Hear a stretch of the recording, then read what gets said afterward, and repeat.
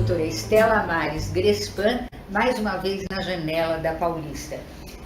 E eu estava pensando, doutora, outro dia, se todas as pessoas com mais idade, na terceira idade, os idosos, enfim, se todos eles seguem rigorosamente, ou pelo menos mais ou menos, as orientações e as prescrições dos seus médicos.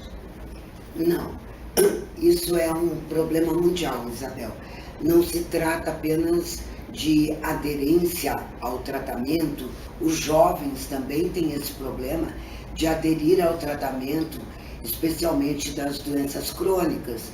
Isso é um problema que não é brasileiro, que é internacional e que ele é multidimensional, porque ele não depende apenas da pessoa não seguir o tratamento, mas ele depende de um conjunto de fatores. Reduzindo rapidamente, a primeira instância seria a questão da relação médico-paciente, não é? Porque essa é primordial, que tu estabeleça um laço de confiança, de explicar para o paciente a doença que ele tem, as consequências futuras e o que ele deve fazer. E como tratamento, nós não entendemos apenas a questão do medicamento. Nós entendemos também como as mudanças de estilo de vida. E essa sim, quanto mais idoso, mais difícil é de abandonar velhos hábitos e adquirir novos hábitos saudáveis. Aí é mais complicado. Mudar a alimentação, ainda. né? Tudo, estilo de vida, parar sedentário, parar de fumar é o fazer pior atividade física, né? É tudo bem difícil. Agora, eu lembro que todos os médicos que eu entrevistei ao longo aí da minha carreira, quando a gente falava em hipertensão, o grande problema era o fato da hipertensão ser silenciosa, quer dizer, não dá sintoma, e aí todo mundo deixa para lá o remédio, né? Exatamente.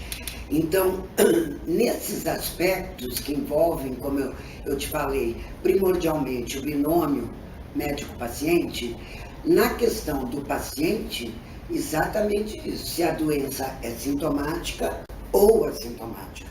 Lógico, se ele nada sente, como no caso da hipertensão, onde de um diabetes tipo 2, digamos, estável, não é? Então ele abandona com facilidade o tratamento. Mas isso também se deve a outros fatores, ao tipo, digamos assim, as condições socioeconômicas, culturais desse indivíduo, ao médico explicar ou não que a doença silenciosa é a pior possível, porque ela está nos comendo, digamos assim, entre aspas, no silêncio, né, da madrugada, e que é o problema do fumo também, não é? Um básico, né, que ele é o nosso inimigo oculto, aparentemente é o grande amigo, né, o grande companheiro, e é um grande inimigo oculto. É bastante difícil, Isabel, e cerca de 70% dos idosos não têm a sua pressão controlada mundialmente. Isso eu gosto de esclarecer. Como não é esse número mundialmente, mesmo? 70%? 70% dos idosos. E dentre esses, a maior parte é aqueles que têm um tipo de pressão alta, que eu já comentei aqui no outro programa, em que a máxima é elevada e a mínima não, que ela é muito mais difícil, porque ela é causada pelo envelhecimento cardiovascular, né? Aí é pior ainda. E depende também muito do acesso do paciente ao recurso, à farmácia, aos efeitos colaterais dos medicamentos. Às vezes são tantos que ele prefere não tomar a tê-los. Entende?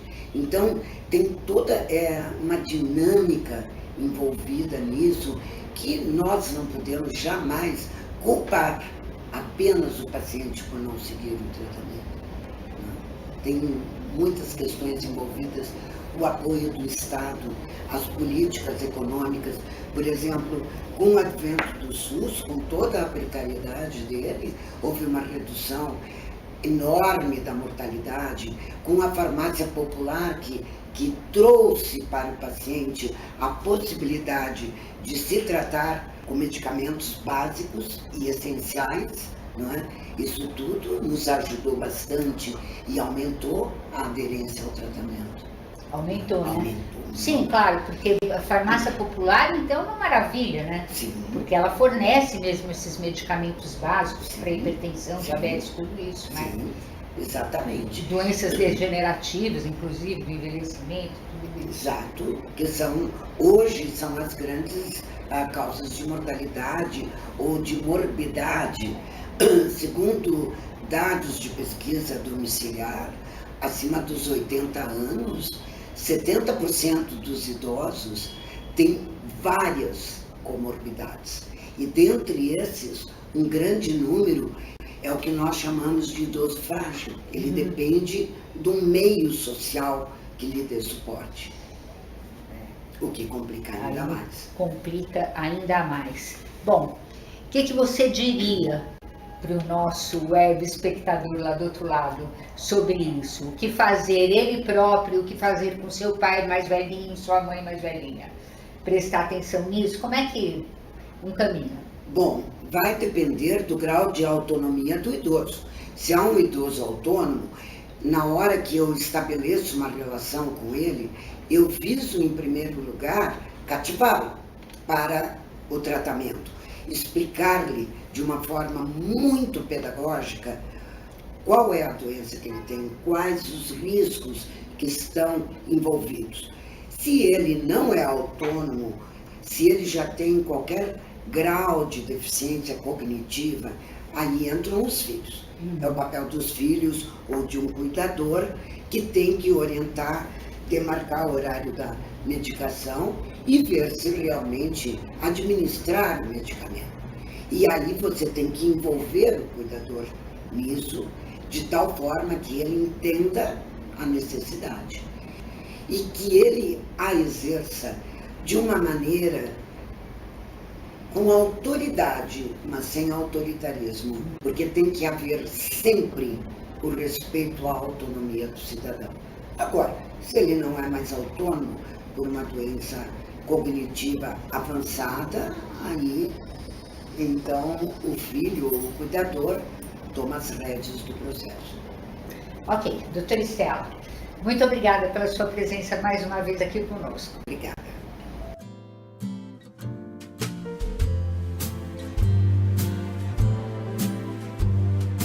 Every time we say goodbye, I die a little.